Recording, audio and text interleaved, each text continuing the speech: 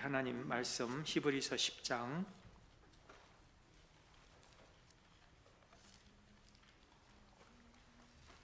19절에서 25절을 우리 함께 읽겠습니다. 히브리서 10장 우리 19절에서부터 25절까지 우리 한 목소리로 우리 같이 합독하시겠습니다. 그러므로 형제들아, 우리가 예수의 피를 힘입어 성소에 들어갈 담력을 얻었나니 그 길은 우리를 위하여 휘장 가운데로 열어놓으신 새로운 살 길이요 휘장은 곧 그의 육체니라. 또 하나님의 집 다스리는 큰 제사장이 계심에 우리가 마음의 뿌림을 받아 악한 양심으로부터 벗어나고 몸은 맑은 물로 씻음을 받았으니 참 마음과 온전한 믿음으로 하나님께 나아가자. 또 약속하신 이는 믿으시니 우리가 믿는 도리의 소망을 움직이지 말며 굳게 잡고 서로 돌아보아 사랑과 선행을 격려하며 모이기를 패하는 어떤 사람들의 습관과 같이 하지 말고 오직 권하여 그날이 가까움을 볼수록 더욱 그리하자. 아멘. 오늘 이 말씀 속에서 오늘 우리에게 큰 교훈과 은혜와 또 결단의 시간이 되기를 바랍니다. 오늘 설교 제목이 주일 설교 제목이랑 이렇게 잘못 나왔는데 오늘 설교 제목은 천국을 맛보는 삶. 한번 따라해 볼까요? 천국을 맛보는 삶. 네, 오늘 우리의 삶이 천국을 맛보는 삶이 되시기를 바랍니다. 어떻게 하면 천국을 맛보는 삶이 될까? 오늘 이 히브리서에서 저자가 우리에게 말씀해 주고 있어요. 여러분, 풀은 마르고 꽃은 시드나 여호와의 말씀은 영원히 서리라. 이사야 선지자가 하신 말씀인데요, 오늘 왜 우리 믿는 성도들은 시간마다 모여서 한 가지 진리를 붙잡고 예배를 드립니까? 우리가 이렇게 주일은 특별히 사도신경을 우리가 같이 한 목소리로 암송하는데 왜 우리 교회는 사도신경을 함께 암송을 합니까? 어떻게 보면은 이 세상 사람들이 우리 예배를 볼 때, 또 우리 모인 무리들을 볼 때 이거는 반문화적이다, against the culture, 세상이 하지 않는 것을 우리가 한단 말이에요. 왜 그렇습니까? 우리 또 믿는 우리의 종교, 어떤 우리가 믿는 진리, 우리의 신학, 이게 어떤 다른 종교와 또 달라요. 다 똑같지 않습니다. 비슷하지만 어떤 거는 완전히 다르고요. 사도신경에서 성도가 서로 교통하는 것과 우리가 성도와 서로 교통하는 것을 왜 우리가 이렇게 믿는다고 합니까? 왜 우리가 함께 이 복음적인 삶을 산다고 합니까? 왜 그렇게 살려고 했습니까? 왜 예배에 했습니까? 우리는 그래서 구별된 자라는 거예요. 구약에서 이스라엘 백성들을 하나님이 구별하신 것 같이, 세상에서 불러낸 것 같이, 세상에서, 이 어두운 세상에서 말하면 저와 여러분들을 불러내신 그것이 바로 에클레시아라는 교회입니다.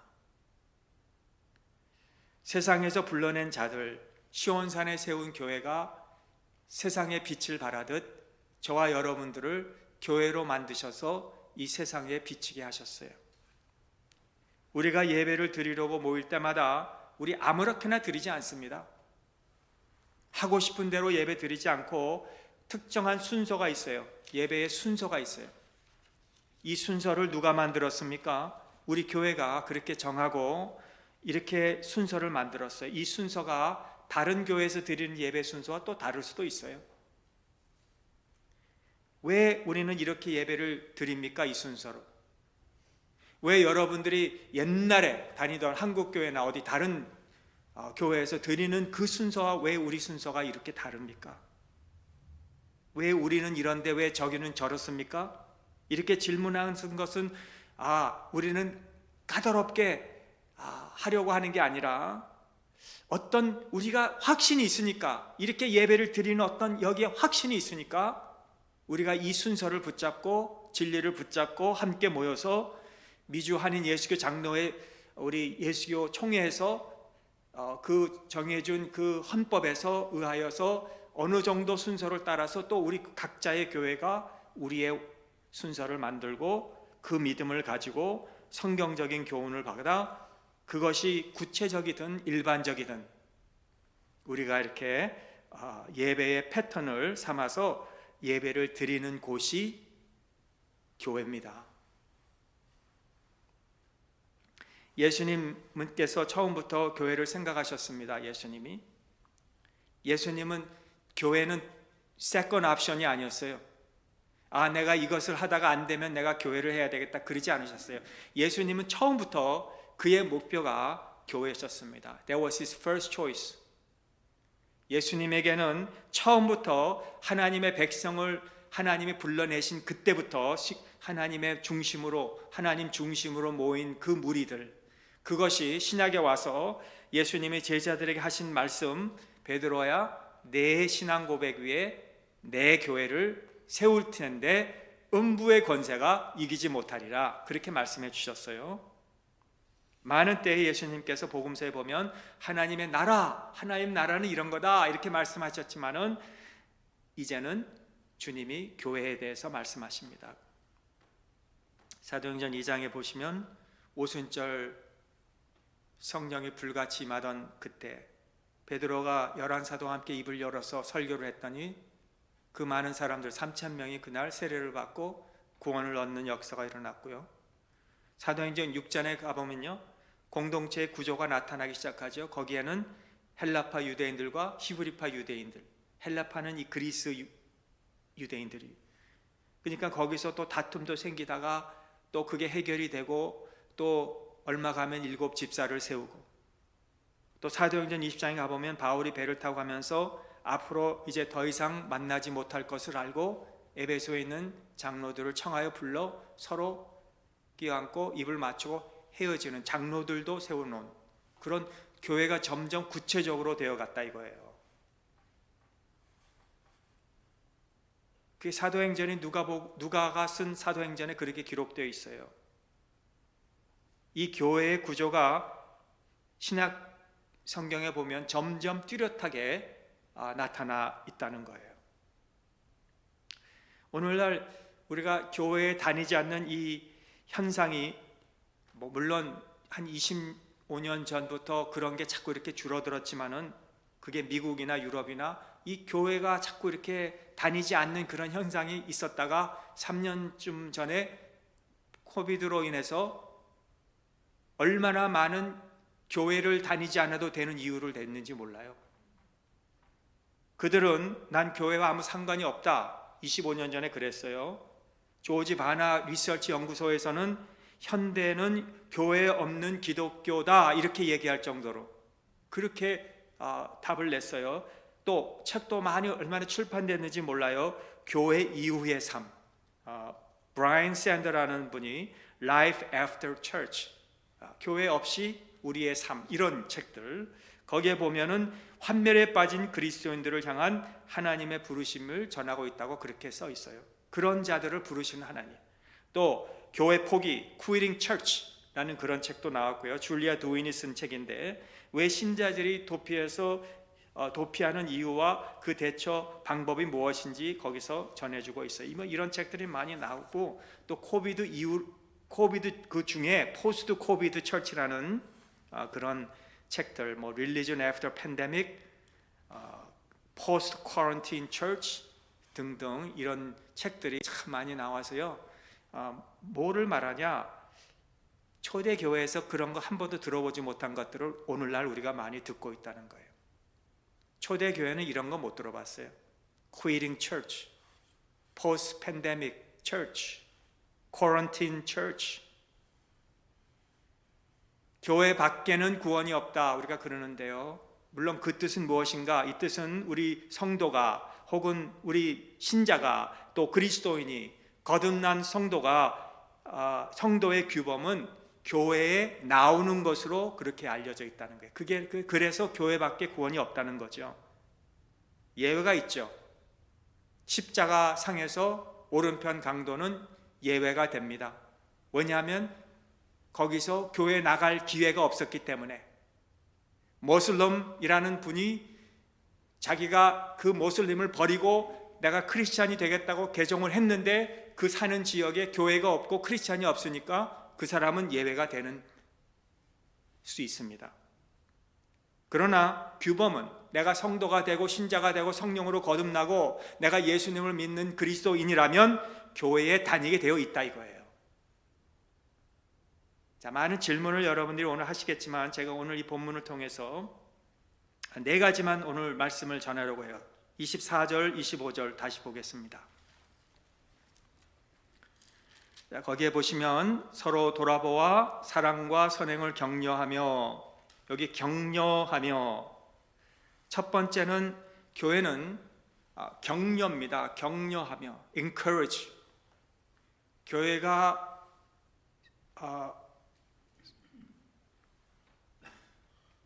교회에 모이는 이유는, 특별히 우리 주일에 예배를 드리는 이 모임은 서로 격려하기 위해서 모이는 거예요.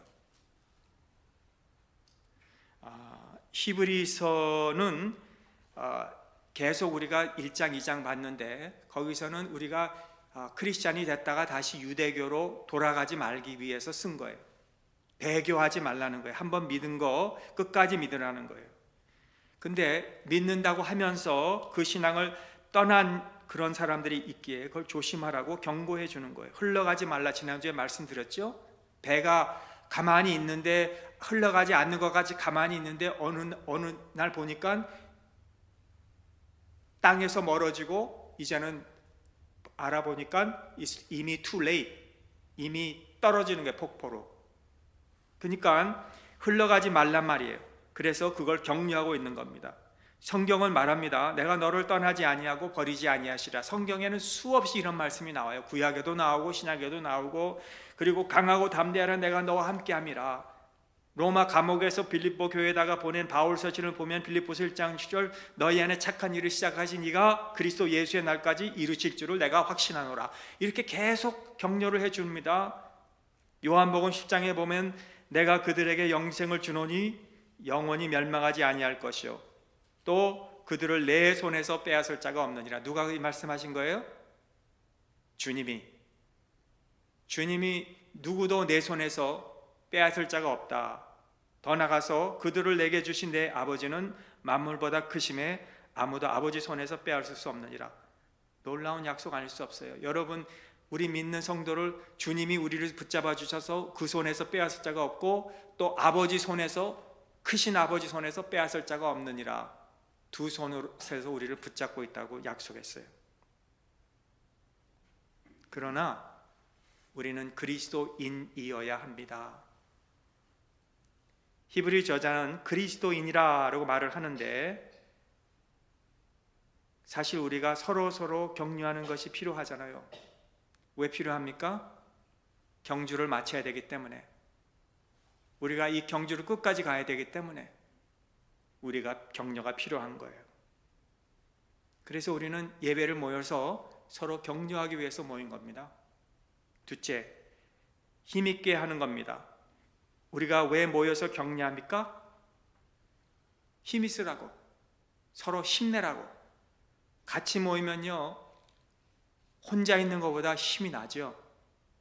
둘이 있는 것보다 200명 있으면 힘이 더 나죠. 200명 있는 것보다 2000명이 모이면 힘이 더 나죠. 캘리포니아 공원에 and Recreation, 캘리포니아 Parks and Recreation 한번 거기 찍어보시면 레드우드 내셔널 파크라고 있습니다. 거기는 여러분이 한번 가보신 분도 계시겠지만 우리가 생각하는 이상으로 큰 나무들이 거기서 자라고 있어요. 레드우드라고.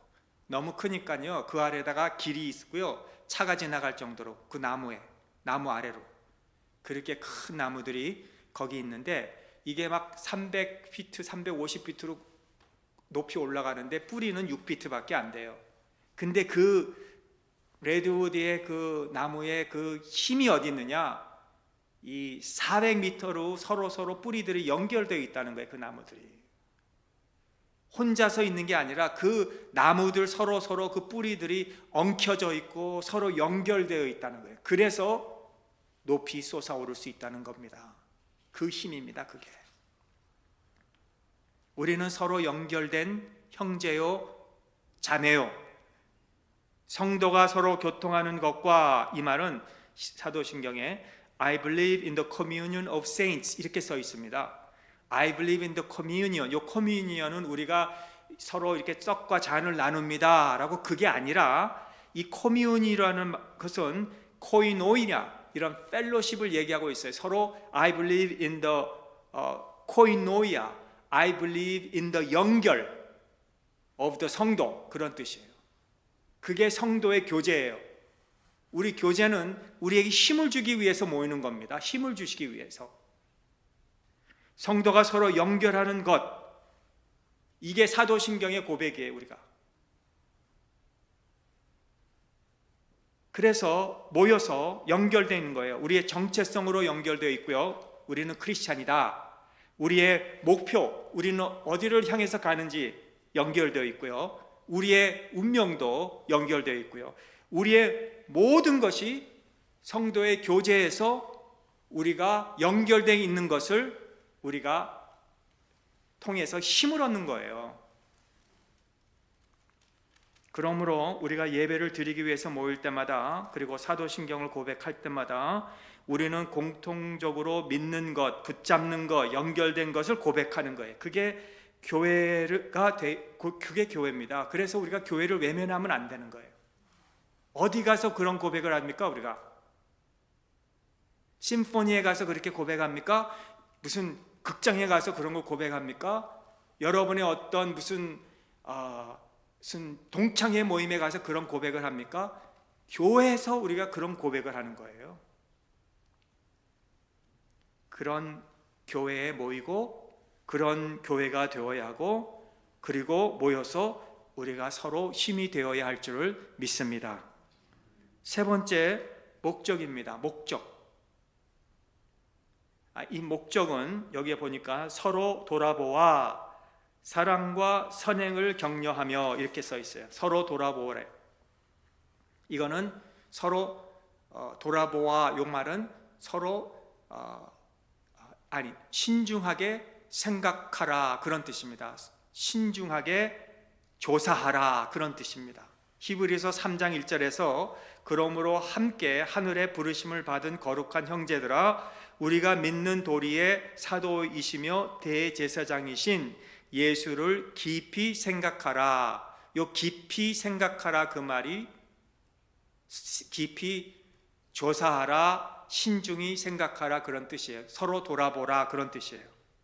내가 누군지, 또 그분이 누군지, 누구이신지, 하나님이신 동시에 사람이심을, 세상 죄를 지고 가는 어린 양 예수를, 그 예수님을 우리가 깊이 생각하고, 그렇게 깊이 생각하기 위해서는 우리가 누구인지를 또 깊이 생각해야 되는 거예요. 제가 한 10살 때쯤, 한 70년대쯤 아주 TV 미니스트리가 굉장히 붐했어요. 거기에 굉장히 유명한 목사님들이 TV로 매주 이렇게 나와서 참 많이 그 사람들이 교회는 안 가고 집에서 리빙룸에서 예배를 드렸어요. 요즘은 기술이 발달돼서 페이스타임이란 걸 많이 해요. 그래서 우리 자녀들이나 뭐 무슨 친척이나 부모님이나 멀리 다른 나라에 계셔도 우리가 페이스타임으로 서로 보면서 바로 앞에 있는 것 같이 우리가 얘기할 수 있고 그래요. 그렇죠? 또 무슨 자녀가 무슨 특별한 생일이면, 손자가 생일이면 우리가 그곳에 가지 않아도 우리가 페이스타임 보면서 얼굴을 보면서 생일 축하한다고 할 수도 있고요. 얼마나 이 기술이 좋아졌는지 몰라요, 요즘에. 기술이 좋아짐으로 우리가 팬데믹 때도 그랬지만, 그래서 그랬는지 우리가 우리가 예배를 같이 집에서 드릴 수 있었어요. 주보를 다 집으로 보내드리면 집에서 이제 예배 시간이 되면 아침에 이제 주일날 리빙룸에 앉아서 주보를 피고 또 성경을 피고, 또 기도할 때 같이 기도하고, 말씀을 같이 봉독할 때 봉독하고, 그 다음 설교를 들었어요. 물론 아침이라 또 뭐 커피를 내리면서 잠깐 왔다 갔다 하면서 예배 드리신 분도 계셨겠고요. 또 뭐 베이글이나 또나 드시면서 또 예배 드리신 분도 계셨고, 뭐 축도하기 전에 벌써 리빙룸에서 떠나신 분도 계시고, 뭐 그렇게도 계시겠지만은 하여튼 우리가 동시로 같이 예배도 드렸어요. 그러나 우리가 한 가지 동의할 게 있어요. 동의할 수 있는 게 있어요. 그렇게 예배 드리는 거하고, 그렇게 우리가 페이스타임 하는 거하고, 직접 만나서 얘기하는 거하고, 직접 와서 예배 드리는 거하고 같습니까? 할 때 우리는 아니요, 분명히 우린 대답할 수가 있어요. 그렇죠? 동의하십니까? 네, 그럼 좀 고개 좀 끄덕끄덕 해주시면 반응이 없어요, 우리 교회는. 예, 동의하잖아요. 직접 와서 드리는 거하고 직접 만나서 얘기하는 거하고 전화기로나 TV 앞에서 예배 드리는 거하고 이게 다르다 이거예요. 동의하잖아요, 우리가. 이렇게 운동 경기를 지나가다가 이렇게 여기 유더에서 그 대학교 풋볼 할 때가 있는데 시즌이 있으면 거기 우리 김일환 장로님 댁에서 뭐 가끔 무슨 모임이 있었어요, 옛날에. 그때 가서 뭐 모임이 있는데 갑자기 이 스테디움에서 얼마 멀지 않으니까 뭐 해프마일 정도밖에 안 되는 것 같아요, 장로님 댁에서. 그러면 뭐 타치다운 하는가 뭐 큰 사건이 나면 거기서 막 와 하고 막 고함도 지르고 막 그냥 찬성이 나오고 그래요. 그러면 그 멀는 집에서도 그게 들려요. 막 그냥 막, 그러니 그 안에 있는 사람들 얼마나 감정이겠습니까? 또 우리 시즌이 이번에 이겼다 하면 얼마나 거기서 기쁨이 있고, 이번 시즌은 우리가 이제 끝났다 하면 얼마나 그 아픔이 있었겠습니까? 그 안에 있는 거하고 해프마일 떨어지는 거하고 그 감동이 다르다는 거예요. 그렇죠?